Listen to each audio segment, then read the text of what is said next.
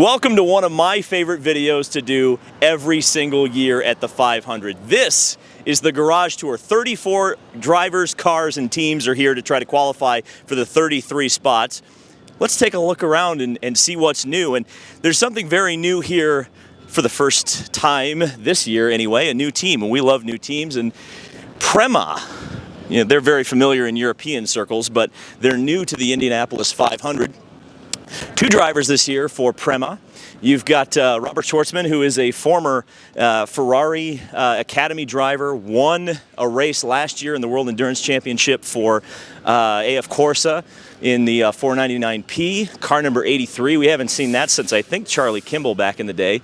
It's nice to see that Prema, we were wondering what was going to happen with some of these garage placements. Some of the teams, at least for the Grand Prix, none of the teams had their cars turned to the side, but it looks like Prema and Andretti are doing that. Two cars here, a primary and a backup chassis for Robert Schwartzman here.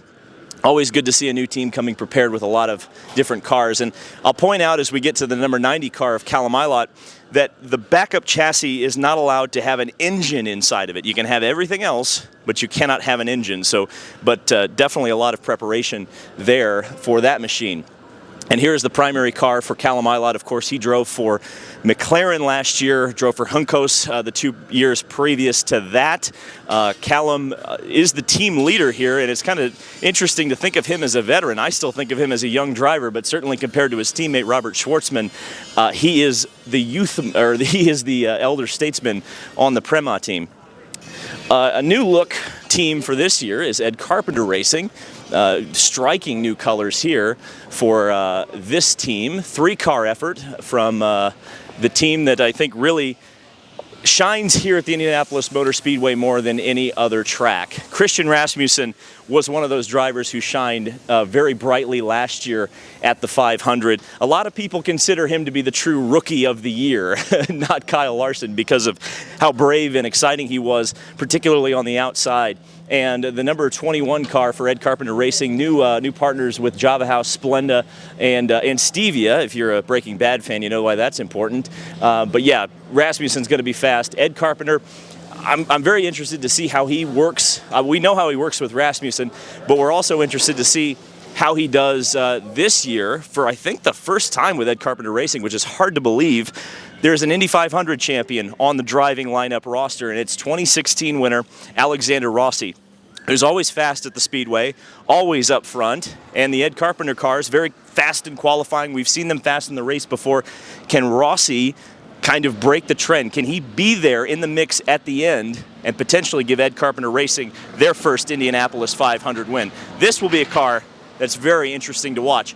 Real quick before we head on to the next garage, this whole area is technical inspection. This is kind of the room of doom, if you will. If something were to go wrong, this is where someone would say, "You're out of here." But typically, people get through here fairly well. But if you're in the garages, you'll see cars lined up here, going through tech and making sure they're legal.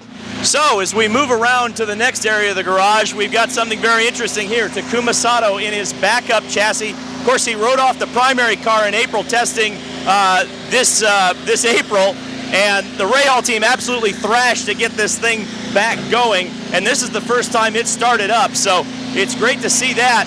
What an effort from the Rahal, Letterman, Lanigan team. Takuma, of course, a two-time champion of the Indianapolis 500, and last won it for Rahal in 2020. Louis Foster is another really intriguing driver here in this year's Indianapolis 500. The Indy Next champion, a rookie. We think he's going to be really fast. We're really looking forward to seeing how he can perform in the pressure cooker situation that is the Indianapolis 500. Of course, the big thing with the Rahal team is the question of, can they qualify? That's been their struggle the past couple of years, but this team looks really strong this year. Devlin DiFrancesco here in car number 30 with the Coyne sponsorship. A lot of meme-adjacent sponsors this year with Miller High Life and Creed and Coyne, and we're going to be seeing if Dev Dog's barking at the end of the 500. And then, of course, Graham Rahal, a driver who's so confident right now that he thinks he's the dark horse for victory. We'll see how that goes, but he was pretty strong in testing. He struggled to qualify here the past couple of years. He started from the last position both of the last 2 years. Of course, he replaced Stephen Wilson in 2023, 2024, he qualified, but not very well. A couple of extra garages here. You'll see this not as much anymore, actually, with Prema. There's less garage space because there's more teams, although the same amount of cars as last year, but more teams representing them. Then you've got a garage for Honda here where they store God knows what, maybe some hybrids. And then we get to Dale Coyne Racing, where this is a very intriguing team this year, I think. Two-car effort this year for Dale Coyne, and we've got Roy the Robot there for Rinus VK. And Big Rinus always brings it here at the Indianapolis Motor Speedway. He's always been one of the fastest drivers in qualifying. He always has been ever since he arrived here in 2020. This year, of course, driving for Dale Coyne Racing, the first time he's driven for anyone other than Ed Carpenter at the Indianapolis 500. And he's been extremely strong this year. A top 10 contender at most of the races. He's 10th in the points. And we've seen Dale Coyne cars at the front of the field before, so it wouldn't surprise me to see Rinus up there. One of the best liveries that we've seen, period, I would say. And this is the thing. I look at throwback schemes, and I look for three things. I look for them to be significant, I look for them to have a reason for existing, and I look for them to be associated with the actual sponsor they're throwing back to. And Jacob Abel's Miller High Life livery checks all of those boxes and more. Louisville, Kentucky, that's where Danny Sullivan was from. That's where Jacob Abel's from. Danny Sullivan won the 500 driving a Miller beer car 40 years ago. It, of course, is the actual sponsor, and it's significant. I just love this so much. We're looking forward to Jacob Abel's first Indianapolis 500. And then we get to Andretti. This is always a fun team. We're never really sure what's going to happen with them. New sponsor you can see for Marcus Ericsson Allegra. We'll wink. It should be cool. That should be a cool car. We like the colors on that one. Really cool too as well, the Andretti team paying tribute to Dan Weldon this year, and you'll see why here in just a second. 20 years ago, that was Dan Weldon's first win in the Indianapolis 500 for Andretti. That was actually the first win for this team under that particular banner with the Andretti logos on it. They're keeping this a little bit secret, which I understand, but eventually you will see purple and pink and all sorts of Allegra colors on that car for Marcus Ericsson. He struggled last year, there's no doubt about it. Nearly missed the show, so Marcus is looking to bounce back. Marco Andretti, the regal name, is back here at the 500, and it wouldn't really feel right without an Andretti in the field, or at least attempting to qualify. Marco was not too bad last year. We'll see how he does. I mean, it's so difficult to come in one race a year and do this and do it well. So Marco's definitely got an uphill battle ahead of him. New sponsor for Marcus, or for, see that I just did it, for Kyle Kirkwood, but his car looks an awful lot like Marcus Ericsson's did last year. I think it's almost the exact same livery and the exact same teal, but Kyle Kirkwood is one of the strongest drivers here at the Speedway, and I really don't think he should be counted out for victory. I think he's got a real good shot. And you'll notice as well, the Andretti team is doing kind of what Prema did, and turning their cars to the side gives the sponsors a little bit more play. Bunch of backup chassis here. You've got the backup for the 27, backup for the 26. Those appear to be the road course cars, which you typically don't want to have to use if you don't have to. And Colton Herta. Now, there's no doubt about it. Colton threw the 500 away last year, running second, lost it in turn one, got into the wall. But a really cool tribute here to the late great Dan Weldon. Colton running the 26 font from 2005, and I think that is just special. You think about the relationship the Herta family has with the Weldon family, the partnership with Gainbridge, who are currently sponsoring Dan's sons as they pursue their racing dream. Really nice. If you wanted a feel-good story, I think maybe that 26 car is one of them. Not as many extra garages this year for Andretti because of the addition of Prema, but there's a couple. This is where you would see typically engineering meetings and such. We've got a couple of Chevy engines here coming in. We'll try not to take too close of a look at those. Might spill some secrets. Of course, they're coming into this garage here for Chevrolet where they'll store those. You're allowed to change engines before the race, so you can qualify on one engine, race on another one, at least if you're a full-time entrant. And now we get to a team that's definitely not a full-time entrant. Dreyer Reinbold Racing with Cusick Motorsports. Ryan Hunter-Reay returning for his third effort with this team, the 2014 winner. This is always a strong effort. This is a team that focuses on one race a year, and they do a damn good job of it. Ryan Hunter-Reay also focuses on one race a year, but he's rarely off the pace. And actually last year he really kind of got, I think, unfairly treated on the back straightaway, to put it lightly, by Scott Dixon. But and this is another interesting driver-car combination. Jack Harvey joining Dreyer Reinbold Racing this year. Of course, he is the pit reporter for IndyCar on Fox. He'll be doing double duty in a different sense of the word, not the Kyle Larson sense this year. But Jack, we're interested to see what he can do. He's kind of known for his technical feedback. He was brought in last year as a driver coach for Nolan Siegel when he didn't have a full-time ride.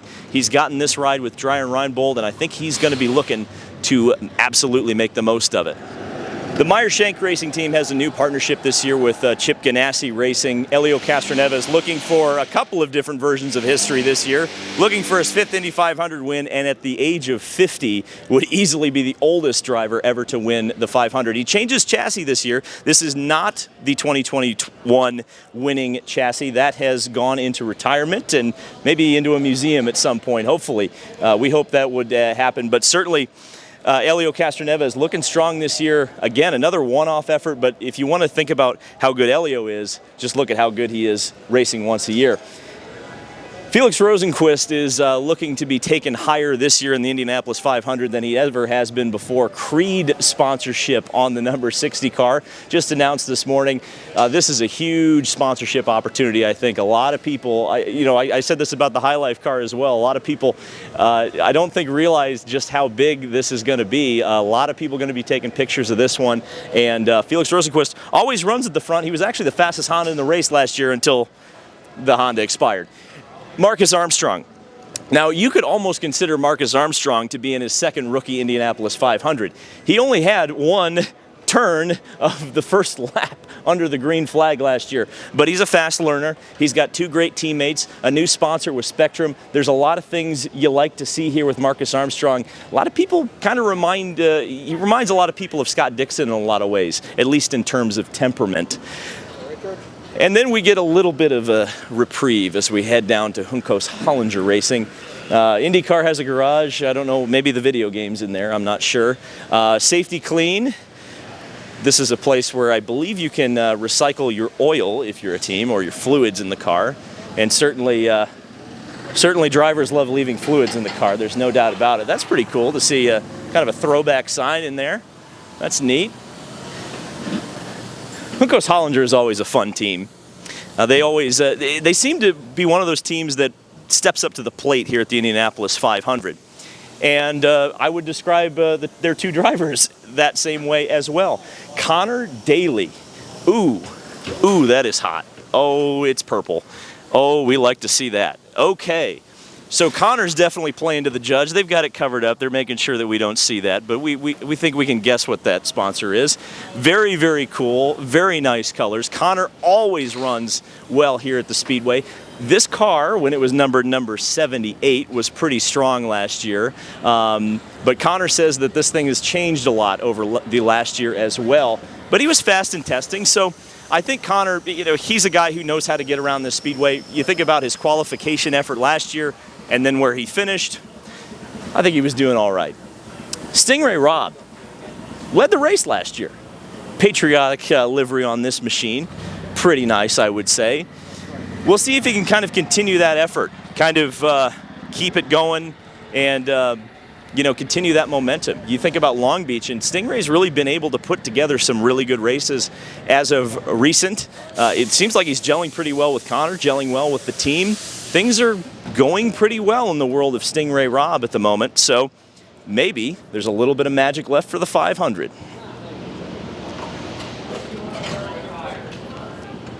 Oh, I'm still talking. Okay. Team Penske, twice defending winners, twice defending winner driver, Joseph Newgarden. I'd say this is a pretty important garage because this is a driver that I think has a better chance at making history than we've ever seen before. 4 drivers previous to him have tried to win 3 Indianapolis 500s in a row. None of them have done it, and they're names that include Maury Rose, Bill Vukovich, Wilbur Shaw, Helio Castroneves. These are not drivers who are not legendary, but and I certainly would put Joseph Newgarden up there. And I would say he's got a very good chance. That car looked very good in testing. And there it is. There's the steed that may set history, make history this year for Team Penske. Scott McLaughlin was super, super strong last year. He was super strong in the test. He's got a fast hot rod. There's an under tray going by. I think you're going to see the yellow submarine at the front. He broke through as an oval winner last year. He said he finally feels like an IndyCar driver now that he's won an oval race. So I think there's a very good chance that the former champion of the supercars, the former dominator of the supercars, could be in victory lane. And you, of course, can see what I think is the Detroit car.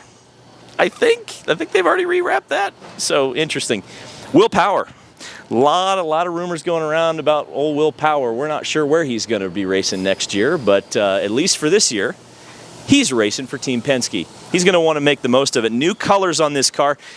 On camera, it looks a very bright red, almost like Target colors, but in person, it's almost like a salmon.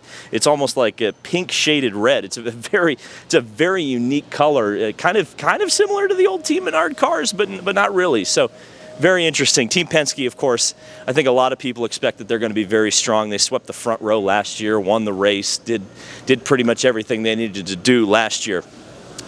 Chip Ganassi Racing is the team that's doing everything they need to do this year. 4 of the first 5 races won by Chip Ganassi, and 1 driver, of course. That driver, not Kiffin Simpson, but Kiffin's really starting to look like he's getting comfortable with the Indy cars. He's finding his path. He's starting to put together those top 10 qualifications and top 10 finishes.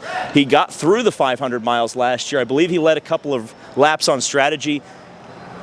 Don't count him out. I'm just going to say it. I hate to say it, but I'm going to say it. Scott Dixon. Will the Dixon curse ever actually be broken? 1 victory for the driver who has led the most laps in the 500, who is second on the all-time win list in IndyCar. 1 Indy 500 win. It's really hard to believe that Scott Dixon only has 1 Indy 500 win, but he does. He's looking to make that 2 this year. What else can you say about this guy? Alex freaking Palou. One of the most dominant seasons we've ever seen to this point in IndyCar racing. Only A.J. Foyt in 1964 has been better. Palou doesn't have an oval win, but he's been close here at the Speedway. In fact, probably closer than any other oval track to a victory racing here at the Indianapolis Motor Speedway. The DHL car certainly would look good in victory lane. There's no doubt about it. And if he does win this race, I said it in the GP coverage, but if he does win this race, he's joining such an elite company that I don't even know if we can quantify it. Because in this era, when you're this dominant, and if you can win the Indianapolis 500 in dominating fashion, the sky's the limit. Garage number 1, appropriate for the grand champion A.J. Foyt. Wasn't always his garage. It was the garage of the Doug Shearston team for a little while before A.J. got his hands on it. The 14 car, Santino Ferrucci, the patriotic colors, Homes for Troops, ABC Supply, returning once again for this machine. Santino is always one of the strongest drivers here at the Speedway. He's never finished outside of the top 10 in 6 starts. That's actually unbelievable to think about as a stat, but certainly you wouldn't bet against Santino Ferrucci potentially as another top 10 threat and maybe a threat to win. The new addition to the A.J. Foyt Racing team is David Malukas. He's running the Coyote Red, which we really appreciate. That we should never not see that on a Foyt car, in my opinion. But yeah, Lil Dave missed last year's show after an injury took him out of the McLaren ride, and he was unable to find a replacement ride. I think he's definitely looking for something to prove here at the Speedway this year. He's been fast in the past. I think a lot of people kind of forget how strong he was at times at the 500. But of course, you have to talk about the Dallas Cowboys of IndyCar, and that is Arrow McLaren. You kind of can't ignore them. They are truly the team that everybody likes to talk about, everybody gets excited about. So many popular drivers, popular personalities associated with this team, and none more popular. I know he's not on enough billboards, but none more popular than Alex Palou. Not Alex Palou. Well, Alex Palou wins all the races, but the most popular driver is Pato O'Ward. How did I do that? Take two. No, I'm just kidding. We're gonna roll through it. Pato O'Ward won should have won the Indianapolis 500 last year, and he should have done it. He shouldn't have done it, but he should have, if that makes sense. A second place finish, a crushing second place finish to Joseph Newgarden. Passed on the last lap after appearing to make the pass for the win in turn 1. He said it's so effing hard to win this race, and maybe if he does it, people are going to be throwing stuff off of the grandstands. Nolan Siegel attempted to qualify for the 500 last year, failed to do so. He's the protege of Tony Kanaan. I think a lot of people are looking forward to that partnership. The number 7 is a new addition for Arrow McLaren. This is Christian Lundgaard. We haven't quite seen what he's capable of on the ovals this year, but if the road racing is anything to indicate, he's going to be very strong as well. And everybody's favorite, Kyle Larson. There's a lot to talk about here. Kyle, of course, got into the wall in testing, finally got that off of his resume for the Indy 500. But there's a little bit of an extra twist this year. He's going to prioritize NASCAR over the Indy 500. He prioritized the Indy 500 last year. That is not going to be the case this year. So if it rains, and that's a big if, Tony Kanaan will step into this ride and drive it in the 500. He will be taking his refresher test, well, as you're seeing this, probably right about now or right after you've seen this video. But that's 34 cars, drivers, and teams, how they're arranged here in the garage area, and a little bit of the background and storylines going into this month. Thank you guys so much for watching. This has been David Land on YouTube. Leave me your predictions for the Indianapolis 500 down in the comment section below. I hope you've enjoyed this, and we'll see you in the next video.